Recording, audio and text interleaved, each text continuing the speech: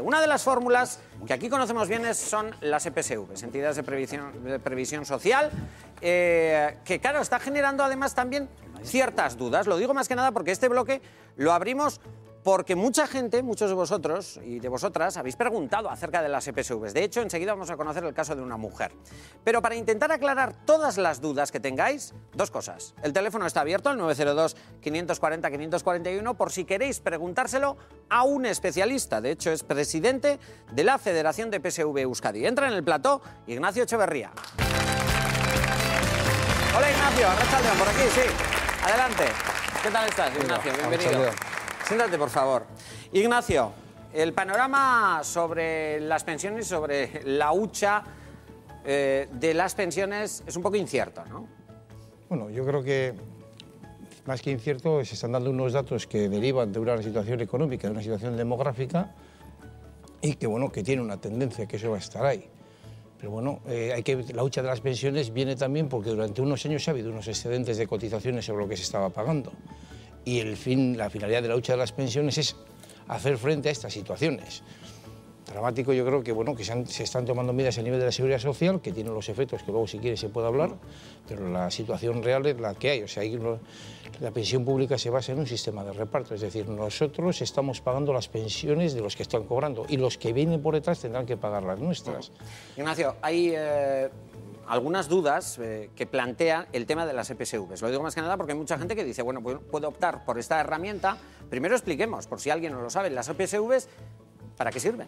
Las EPSV, básicamente, lo que es en Euskadi son unas entidades nacidas al amparo de la normativa autonómica, son de base mutual, mutualista solidaria, y lo que hace fundamentalmente es complementar pensiones, no sustituye la pensión pública, eso tiene que estar muy claro, son complementarias. Por tanto, el referente siempre va a ser como pensión la pensión pública. Y esto es una pensión complementaria que se formaliza a través del ahorro de la gente, pero no un ahorro indiscriminado, sino un ahorro muy finalista, que es ahorro para pensión. Y por eso ese ahorro tiene unas condiciones de desgravación fiscal diferente y unas condiciones también de liquidez diferentes. Bien. El tema del rescate, del dinero aportado, el tema de los beneficios fiscales bueno, un montón de temas que vamos a plantear a Ignacio y yo, os digo, 902-540-541, cogéis y preguntáis si tenéis alguna duda, intentaremos resolverla. Pero antes de nada, sepamos cómo está esa hucha. Carmele, ¿cuáles son los datos y la previsión? Pues vamos a ello. Vamos a analizar el gráfico de la evolución de los fondos de reserva. Observamos cómo en 2011 se acumularon 66.815 millones de euros. En aquel año los recursos del fondo tocaron techo. Al cierre de 2014 la cifra era inferior, era de 41.634 millones de euros. En 3 años desciende notablemente. ¿Pero qué pasará a futuro? Pues según los expertos, de seguir así, la hucha de pensiones se podría agotar para 2024, es decir, en 9 años se quedaría a cero. Es lo que calcula la consultora Towers Watson, teniendo en cuenta el ritmo al que España está tirando del fondo de reservas para poder pagar las pensiones. Que se agote antes o después dependerá de la evolución del mercado laboral. Y es que la crisis y el descenso de las cotizaciones tiene su influencia en esto, pero también los problemas demográficos que presenta nuestra sociedad, como lo es una baja tasa de natalidad y una tasa de supervivencia muy elevada. Aunque la situación económica vaya a mejor con los años, la necesidad de recurrir a la hucha será mayor con el tiempo, en parte porque al envejecer la población crece el número de pensionistas y en los próximos años van a comenzar a jubilarse la generación del baby boom. Y esta tendencia se aprecia con claridad en el pronóstico de número de cotizantes por cada pensionista. Pero para que entendamos esto más fácilmente, para que funcione el sistema de pensiones, lo ideal sería que hubiera 2 cotizantes por cada pensionista. Lo vemos, esto sería lo ideal, pero actualmente el ratio está en 1,8 trabajadores por cada pensionista. El pronóstico a futuro no es que vaya a ser mucho mejor. De hecho, se calcula que este ratio vaya menguando año tras año de forma progresiva hasta situarse, lo vemos, en la horquilla del 1,2. 1,2 trabajadores por cada pensionista. Claudio. La sostenibilidad de ese sistema y las correcciones que se han hecho, Ignacio, ¿han servido para algo? Bueno, en el tema de pensiones hay que tener en cuenta siempre que todo es a medio y largo plazo, es decir, cualquier cambio que se haga ahora va a tener efectos, no es un efecto inmediato. Los que va a tener efecto, evidentemente, vamos a ver, si aquí antes se calculaba la pensión, hemos conocido no hace mucho, teniendo en cuenta las bases de cotización, porque la pensión al final que se te asigna es el resultado matemático de calcular qué has estado tú cotizando a la Seguridad Social por el tiempo que has estado cotizando. Antes se tenía en cuenta los 2 últimos años, que era muy habitual. La gente cotizaba lo mínimo y los 2 últimos años iba a tope si podía. Luego los 8, luego los 15 y ahora estamos de los 15 a los 25. Y a futuro llegará toda la vida laboral. Eso ya va a significar que la media baja. Con lo cual, vamos a decir que lo que es el media final. Sí, al final la pensión media final va a bajar. Eso por un lado. Eso y se está notando en cierto sentido. Por otro lado, han salido una serie de cuestiones que son relevantes. Uno, lo que es el factor de sostenibilidad, que al final viene a ser, cada 10 años van a revisar la pensión que se va a otorgar, no a los que ya están cobrando, que se va a otorgar en función de la esperanza de vida. Hoy tenemos una esperanza de vida en Euskadi, hombres 79,4 años y mujeres 84,5. Estamos hablando de un sistema de pensiones que cuando se creó, la gente no vivía más de esperanza de vida más de 67 años. Hacían 35 años trabajando y 3 de jubilado. Y ahora se están invirtiendo los temas. Y luego hay otra cuestión que sí es más preocupante, sobre todo para los pensionistas, que es la desindexación del IPC. Es decir, suben el 0,25 y el 1,50 más el IPC en los años buenos cuando toque. Pero claro, si sube al 2% el IPC y te suben la pensión al 0,50, en 10 años has perdido un 18 o un 20% de pensión. Y estamos hablando en momentos en que la gente, a los 10 años de pensión, estamos hablando de 75, 76 años, la capacidad que tiene de reajustarse a su situación es prácticamente cero. Ya, las matemáticas no engañan y la pérdida de capacidad adquisitiva para el pensionista está claro, ¿no? Según estos datos que acabas de indicar, Ignacio. La desindexación del IPC es un tema que puede tener efectos graves a medio plazo. Y afecta en la calidad de vida de ciudadanos y ciudadanas, que lo que necesitamos es un retiro, una pensión, algo que nos haga vivir dignamente. Vamos a conocer un caso, Ignacio. Y luego voy a dejar a mis contertulios también que opinen y que incluso pregunten. Sara García es una mujer que se puso en contacto con nosotros, es de Cruces. Hemos ido a donde ella ha ido concretamente, Joana Las Heras, y le ha contado esto. Lo hice por la cosa de que empezaron a decir eso, que para el día de mañana, para ahorrar y tal, y para la jubilación y eso, pues entonces me animé. ¿Tú fuiste al banco y alguien te asesoró, alguien te explicó? Pues me dijeron, sí, fui al banco y bueno, me dijeron que muy bien, que había pensado muy bien y tal. Y así fuiste acumulando un dinerito, sí, pensando en tu jubilación. Exactamente. ¿Y con qué te has encontrado ahora, Sara? Yo tenía otro plan de pensiones. Dos. Y entonces en el otro tenía 5.300 y pico, ¿no? Y entonces dije, pues tengo ya en la BBK, pues ¿para qué voy a tener dos? Pues saco este dinero y tal, aparte lo necesitaba y lo saqué. Y así querías cancelar una de las del plan de pensiones, quedarte con uno solo. Exactamente. Y entonces fue cuando cobré también por la discapacidad, cobré un dinero. Y como a mí me dijeron, cuando yo me dieron la discapacidad, me dijeron que yo estaba exenta de hacer la declaración. Y claro, luego me vino lo de Hacienda del 2013 y me vino que tenía que pagar 3.000 y algo pesetas. Yo dije... Euros. 3.000 y algo de euros. Sí. ¿Fuiste al banco, hablaste con ellos, te dijeron algo?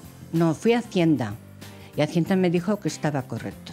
¿Tú sigues teniendo abierto ese plan de pensiones? Sí, no, porque no me atrevo a sacarlo. ¿Por qué no te atreves a sacarlo? Pues no me atrevo a sacarlo porque tampoco sé, qué es correcto. O sea, ¿tienes miedo que te penalicen y te quiten una parte de lo que tienes en el plan de pensiones? Exactamente. Pero ¿y esto en el banco o en algún sitio no te lo pueden explicar, Sara? Porque al final estás un poco perdida, ¿no? Sí, bastante perdida. Lo que pasa es que no fui al banco, fui a Hacienda. ¿Qué intención tienes de hacer con ese dinero que tienes en el plan de pensiones? De momento, hasta no saber en concreto qué es lo que me van a descontar, dejarlo. Y sigues ahorrando, digamos, ¿no? No, dejé ya. Digo, porque total, si voy a meter dinero y luego me van a descontar, pues mira que me... Prefiero... O sea, tienes ahí un dinero quieto, donde ya no metes más. No meto más, no. La verdad es que hasta ahora no me han explicado las cosas bien. ¿Tú cómo ves el futuro en cuanto a las pensiones de la gente mayor? Yo lo veo muy mal. Que si no terminamos como Grecia, vamos a los pensionistas, porque luego ya los pobres trabajadores, mira cómo están. Vaya, lo que le ha pasado a Sara. Ignacio, bueno, hay mucha gente que puede pensar como Sara. Dice, por un lado, la desgravación, ya sabemos lo que es, de lo que aportas puedes desgravar en tu declaración de la renta. del ejercicio en sí, pero digo, si luego voy a tener que tributar, porque a la hora de rescatar ese dinero vas a tener que tributar delante de Hacienda. Yo no sé si compensa. Hombre, vamos a ver, yo creo que el hecho real en estos momentos, o sea, claro, es decir, en estos momentos en la comunidad autónoma se pagan al año 1.000 millones de prestaciones complementarias. Es decir, que hay que tener en cuenta que el 50% de la población activa tiene una EPSV. Bien individual, como dice eso, que va al banco... 1.000 millones de euros en Euskadi se pagan todos los años. 1.000 millones de euros. 1.000 millones de euros pagan las EPSVs en prestaciones de jubilaciones, etc. El 50% de la población activa tiene una EPSV. Bien de las que ha ido al banco o bien por convenio colectivo. En empresas, ¿sí? Sí. En Guipúzcoa, por ejemplo, existe en la mitad de los convenios sectoriales. Que es una cuestión que lleva años, está extendida y está planteada. ¿Cuál es la cuestión? Tiene una desgravación fiscal. ¿Qué es lo que pasa? Se supone, normalmente, casos excepcionales pueden pasar, que una persona cuando es trabajador activo tiene un mayor nivel de renta que cuando es pasivo. Por tanto, si el IRPF va en función de los ingresos, el tipo marginal y el tipo económico no es lo mismo en activo que en pasivo. Luego, por tanto, tributar 1.000 en activo que tributar 1.000 en pasivo no es lo mismo normalmente. Por tanto, económicamente tiene una mejora. Pero esa mejora es porque se busca que tenga una mejora ahorrar para pensiones. Cuestión diferente es que ha tenido poca información y muchas veces hace falta más información a la hora de rescatar, que es cobrar. Antes, No, es que tú a la hora de cobrar cobras de dos maneras. O en capital, es decir, cojo todo y está exento como renta irregular el 40%, cosa que en el Estado no está y aquí sí, o cobras en forma de renta y te pasa lo mismo entonces que la pensión de la Seguridad Social. La pensión de la Seguridad Social cotiza renta. Y que venga de ahí. Cotiza y tienes tú tu nómina, etcétera, y pagas pensiones como cualquier ingreso. María. Pagas tributos. Dos cositas al hilo de esto. O sea, en primer lugar, dejarme, que no me suelo extender, y sí, un segundo. Adelante. Dos cosas. Una, que nadie se quede con el mensaje, por favor, especialmente mi madre, de que se le va a terminar la pensión, porque no es el caso. Es decir, lo que está en tela de juicio es la hucha. La hucha se genera en el 2000 porque hay un excedente y porque además se ve que se está mezclando el dinero para la sanidad con el dinero para las pensiones. Cuidado, entonces esta hucha, al ritmo que vamos y con la tasa, cuando se crea había 12 millones de población activa, 6 de pensionistas. Ahora estamos en un ratio de 16, 8,5. Entonces, cuando llegamos a esas cifras, empieza a preocupar y se hacen estas previsiones. Pero eso no quiere decir que no se siga generando y que no se siga, es decir, la hucha nos la comeremos, pero no se está cuestionando con esta información la sostenibilidad del sistema de pensiones actualmente. No, del fondo de reserva, pero es importante. Le llevará el uno al otro, esperad un y segundo. partiendo de una situación económica y del mercado laboral que actualmente hay, y con una tasa de paro. Y la realidad, pero un momento, y para ello tenemos que tomar, un segundo, Neiro, un segundo. Para esto tenemos que tomar una serie de medidas. Perfecto, vamos a potenciar planes privados de ahorro, da igual. Pero ¿qué nos encontramos? Y ahora yo lo hablo como usuaria. Lo que le pasa a la señora de Cruces me pasa a mí, y tengo formación jurídica, y hoy he estado hablando con mi banco y le he dicho, vamos a ver, yo no me entero si puedo rescatarla a los 10 años, si lo puedo rescatar a los 30, cuánto es el máximo que puedo pagar. O sea, tengo un toto revolutum que sinceramente es que a mí todo lo que sea PSV ya tiemblo, porque tengo la sensación, yo de inseguridad jurídica, así que imaginaros la pobre pensionista que le llegan los 3.000 euros, o sea, Jesucito de mi vida. ¿Tienes dudas sobre en qué momento puedes rescatar y en qué todo, condiciones? Y qué estoy pagando, y si me puedo rescatar en 10 años, si no voy a poder, si tengo que jubilarme ¿puedes ayudar antes? a María? Vamos, yo creo que de todas maneras animo a cualquiera a poder irse a la página web de la Federación de PSVs de Euskadi y aparece en toda la normativa, etcétera. Y es clarito, ¿no? Ignacio, lo digo más que nada porque muchas veces nos perdemos. Es bastante, los temas fundamentales son bastante claros. Vamos a ver. Una PSV es un ahorro para jubilación. Por tanto, ¿cuándo se puede cobrar? Primero en general, ¿cuándo se produce la jubilación? ¿Y qué cubre? Jubilación, incapacidad, fallecimiento, paro de desempleo de larga duración, grave enfermedad y dependencia. Si tú tienes un supuesto de esos, puedes retirar todo el dinero que tienes en cualquiera de los supuestos. Y en Euskadi, además, hay un supuesto de liquidez en los de ventanilla de banco, las que son individuales, porque las que vienen de convenio colectivo tienen sus propias normas y pueden impedirlo, un supuesto de liquidez cuando llevas más de 10 años y puedes rescatar todo el dinero que tenías hasta el 4 de julio del 2014. Entonces, quiero decirte, esas son las situaciones en las que puedes cobrar. Fíjate, Ignacio, lo que te ha planteado María es lo que iba a plantear un ciudadano. La duda la ha recogido a Ainhoa García. Escuchamos, porque creo que la respuesta la ha dado ya Ignacio, pero vamos a escucharlo. ¿Puedo sacar mi dinero del plan de pensiones cuando quiera? era más o menos la respuesta. Has dicho, para que quede claro, antes de llegar a tu jubilación, si necesitas ese dinero, lo puedes sacar en unos casos, hay unas excepciones, en unos casos concretos, que son fallecimiento, no, ¿cuáles son? ¿Invalidez? Pues, lo que cubre lo que es una EPSV, jubilación, fallecimiento, invalidez, incapacidades parciales o totales, luego dependencia, larga enfermedad y paro de desempleo de larga duración y enfermedad grave. Paro de larga duración, para hablar así... Sin prestaciones. Sin prestación, ¿durante cuánto tiempo tienes que alegar? La ley habla de 6 meses que tú estés en paro sin prestaciones, puedes cobrar, en fin, luego ya son temas más técnicos, pero es uno de los supuestos por lo que puedes cobrar. De todas maneras, yo quería decirle a María que hasta 2011, o sea, desde 2011, como nos explicaba nuestra compañera antes, la hucha de las pensiones ha ido bajando, pero hasta 2011, con 4 años y medio largos de crisis, la hucha de las pensiones fue creciendo sin cesar, hasta los 68, casi 67.000 millones. O sea, la hucha de las pensiones siguió creciendo a pesar del creciente paro y a pesar de que estábamos en crisis.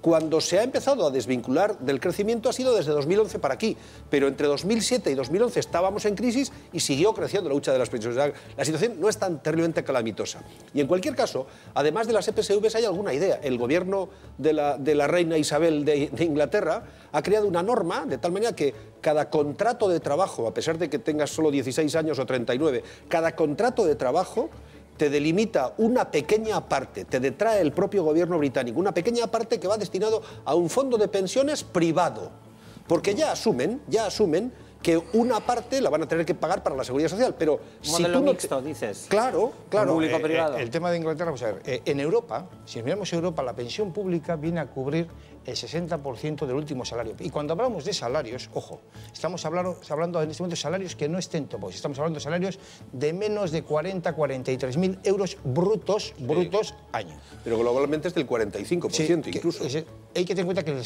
salario medio en Euskadi son 26.000 euros. En Inglaterra lo que han hecho es una cuestión que es decir, cuando tú empiezas a trabajar, si tú no dices lo contrario, exacto, si no te quejas, te apuntan a un plan de pensiones, lo que sea aquí, a una EPSV. Aquí, por ejemplo, hay modelos. Tú en una empresa guipuzcoana empiezas a trabajar del metal y estás automáticamente apuntado a la EPSV, que no. Ahí te descuentan lo que en convenio colectivo está. Y además, en los de empleo, en los que venden convenio colectivo, normalmente también el empleador, la empresa, pone una parte de la cuota. Lo cual hace mucho más llevadero, vincula a la empresa, da posibilidades de fondos, etcétera, etcétera. Entonces, desde ese punto de vista, lo que tenemos que tener claro, vuelvo a decir, es decir, las EPSV son pensiones complementarias. Pensión pública va a haber, el problema va a ser de cuánto. Claro. A ver, claro que va a haber. No es que el sistema se ajusta, el problema es de cuánto. Por eso cada vez es más importante esto, porque hay que tener en cuenta también que hace 10 años, una persona que lleva trabajando 35 años, que había un montón que se jubilaban, y que estaba ganando por debajo de los 25.000 euros que otro montón, se jubilaba con el 95% del último salario. Un momentito, Ignacio, porque hay un montón de gente que está llamando. En general, les falta información.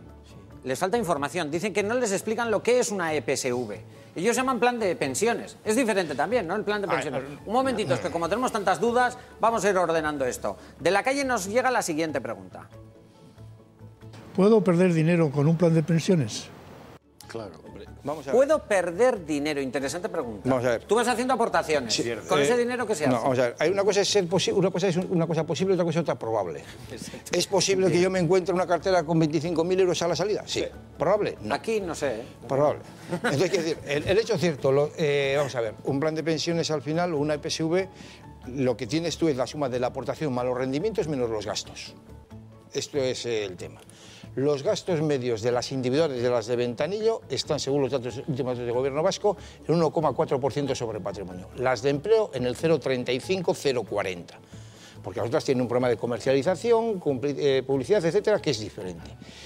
Únicamente en la última serie, por ejemplo, de 20 o 25 años, el único año que fue nefasto fue el año 2008 con la caída del tema variable.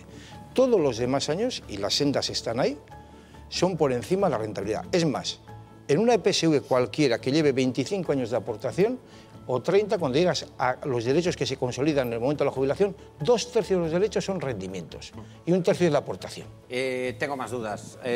Vamos a la calle, que llegan más dudas. Y luego Ignacio me va a repetir en dónde se puede informar uno si tiene alguna duda. Pero escuchemos cuál es la pregunta del ciudadano o ciudadana. Me he jubilado. tengo un plan de pensiones, ¿puedo hacer aportaciones, aunque esté jubilada? Vamos a ver, si uno tiene la edad de jubilación, ¿puede seguir aportando? Sí, pero no va a tener deducción fiscal. Puedes, bueno, sí, puedes seguir aportando, no tiene deducción fiscal. ¿Y cobrando una jubilación o una pensión? Si estás ya cobrando, no puedes. Es decir, si tú tienes dos planes, como ha dicho la señora antes, puede cobrar de uno y seguir aportando en otro. Pero si yo ya estoy de pensionista, no puedo empezar una EPSV, porque el objeto es contradictorio. Es decir, ¿cuál es el objeto? Complementar la pensión. Si estoy ya ejerciendo de pensionista, pues quiero no tiene sentido. Ahorrar para complementar. No tiene efecto. Lo que no va a tener es desgravación fiscal. Y por otra parte, lo que hay que decirle a esa señora probablemente es que aprenda a vivir gastándose lo que tiene. Te iba a decir que tiene una confianza en sí misma tremenda. Claro, claro que disfrutar. Claro, empieza a disfrutar, hombre. Es el momento de disfrutar. Claro, pero es la edad del júbilo. Bueno, pues ella está pensando, oye, ahora estamos cuestionando aquí a las pensionistas. Ni se os atreva a cuestionar a las pensionistas, ¿eh? Que monto yo en cólera, me voy a la calle. Hala, me voy a la calle. Si yo tengo un plan de pensiones y si me muero, ¿quién se quedaría con ese dinero? Vamos a ver, en un plan, en una EPSV, ¿quién se queda? El beneficiario. Entonces, en los de ventanilla de banco, ahí están los beneficiarios, que normalmente son los beneficiarios legales, cónyuge, hijos, etc.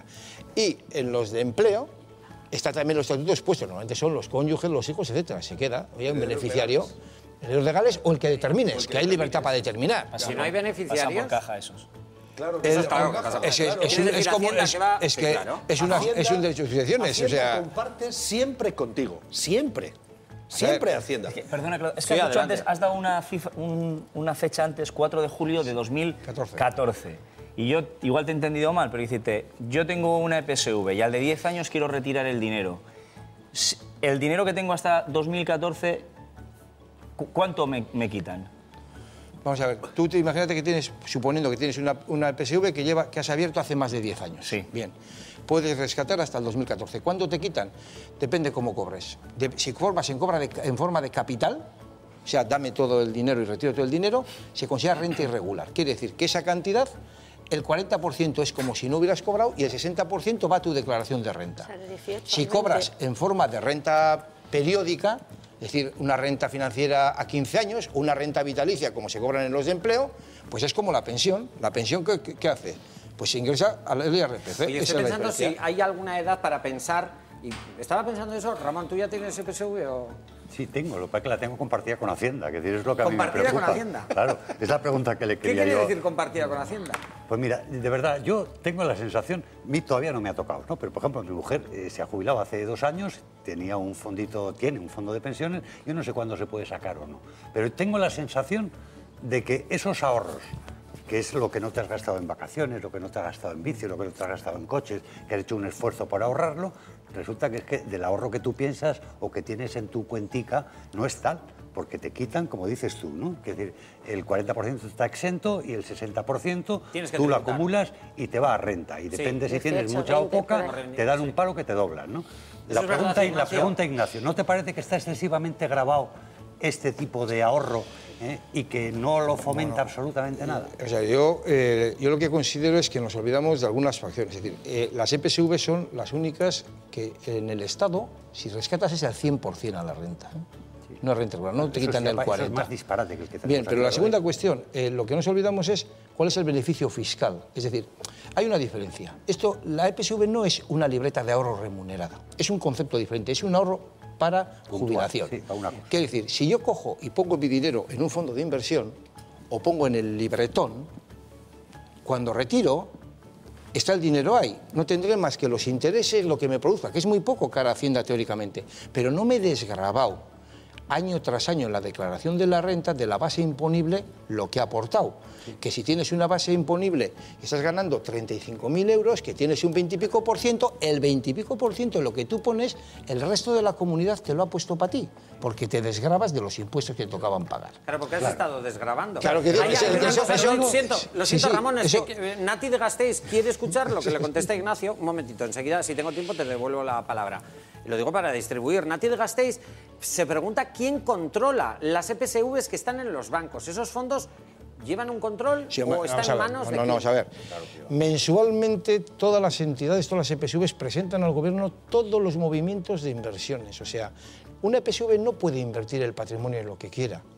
Está limitado absolutamente lo que puede y lo que no puede. No puede ir a comprar acciones de una empresa que no cotiza en una bolsa regular, ni comprar derivados, ni invertir en cosas raras. Invertir en futuro. No puede. La cotización del no trigo puede. del año que viene. Es decir, de hecho, las inversiones de las EPSVs están en torno a un 60% en renta fija, un 30% aproximadamente en renta variable y luego el 10% renta inmuebles, cosas dinerarias.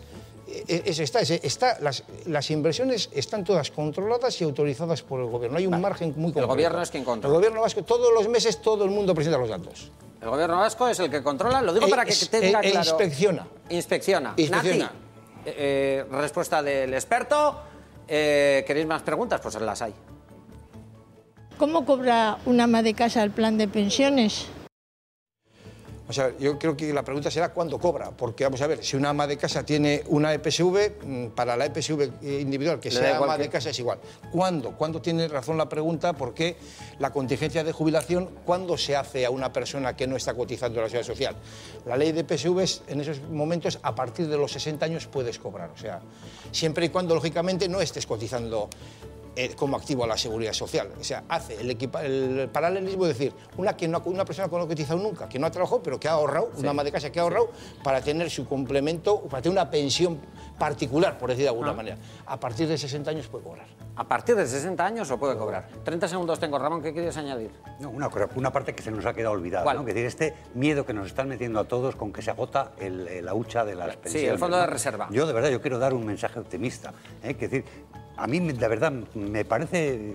A mí no me preocupa nada, es decir, que eso se agote y que se quede en negativo. Lo que tendría que hacer el Estado, y además estoy profundamente convencido que lo hará, gobierne quien gobierne, que habrá una aportación de los presupuestos generales del Estado a las pensiones en el momento que las pensiones sean deficitarias, ¿no? Yo, de verdad, estoy convencido y que nadie se asuste, subirán los impuestos. Yo, de verdad, yo no estoy nada preocupado. ¿Todos estáis tan tranquilos como Ramón? Pero, aquí sí... que al final todo esto se basa en la solidaridad. O sea, al final es un sistema piramidal, que si no hubiera el sistema de la solidaridad que nos une a unos con otros, no tendría ningún sentido, Ramón. Entonces, desde ese punto de vista, por ejemplo, que la hucha de las pensiones creciera hasta 2011, incluso durante la más profunda crisis española, a mí me tranquiliza terriblemente. Que después nos estamos comiendo poco a poco, sí, pero es que desde aquí hasta 2024 probablemente no vamos a estar tan en crisis como hemos estado en los 6 o 7 años anteriores. Probablemente habrá una mayor creación de empleo y probablemente hasta suban un poquitín los sueldos. Lo que no creo que mejore es la natalidad ni la esperanza de vida, que la esperanza de vida en este país aumenta un mes cada año. Fijaos, o sea, cada año que pasa un mes más. O sea, más pensionistas. ¿no? Fíjate, Claro. Fíjate, es una visión de Ramón. Pero es una buena Ignacio, cosa, lo que me he dado cuenta es que hay mucha gente que quiere saber y tiene ganas de informarse. Lo hemos dicho antes, has nombrado incluso una página web, ¿verdad? Que pueden entrar para informarse. Sí, no hay ningún problema, pueden entrar, solo tienen que ver la Federación de EPSVs de Euskadi y la www.epsvs.org y pueden ir. Que lo pueden buscar a través de Internet. Y el propio Gobierno vasco, en el Departamento de Economía y Hacienda, existe también una dirección que lleva también el tema de lo que sería las EPSVs, controla y también da información. No es, yo creo que sí es cierto una cuestión, nosotros somos los primeros a hacer autocrítica, falta cultura financiera. O sea, en este país, a los chavales, es algo llamativo, nadie les enseña qué es un préstamo, cómo se genera una pensión, o sea, cómo se paga, qué es un mecanismo, qué sistema de reparto, qué es solidario, qué es un sistema de capitalización que ya no es solidario. Cuando hablamos de pensiones complementarias, ¿de qué estamos hablando? No es lo mismo un ahorro para previsión y pensión que la libreta remunerada o el seguro de vida, son cosas diferentes. Entonces, hace falta mucha cultura e informar y transparencia. Ignacio, te vienes otro día para seguir contestando dudas y seguir opinando. Gracias por estar aquí, muchísimas gracias por venir.